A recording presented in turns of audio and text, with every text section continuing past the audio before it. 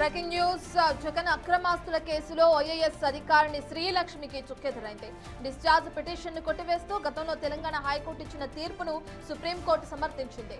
ఇక captive mining పథకాన్ని తొలగించి అక్రమాలకు దారులు తెరిచారని, దీనితో శ్రీలక్ష్మి కీలకంగా వ్యవహరించారని సిబిఐ వాదించింది.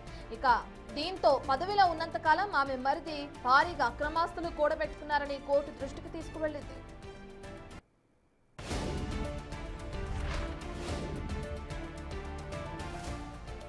సిబిఐ వాదనలను పరిగణలోకి తీసుకున్న సుప్రీంకోర్టు డిశ్చార్జ్ పిటిషన్ను కొట్టివేస్తూ హైకోర్టు ఇచ్చిన ఆదేశాలను సమర్థించింది. ఈ మేరకు ఆదేశాలు జారీ చేసింది. వేరే కేసుగా భావించి తొలుత స్టే ఇచ్చామని, ఇప్పుడు ఆ పొరపాటును సవరిస్తున్నామని జస్టిస్ ఎంఎం సుందరేశ్ ధర్మాసనం పేర్కొంది. పొరపాటుగా ఇచ్చిన స్టేను నిందితులు ఎంజాయ్ చేశారని వ్యాఖ్యానించింది. ట్రయల్ కోర్టులో విచారణ కొనసాగించాలని ఆదేశించింది.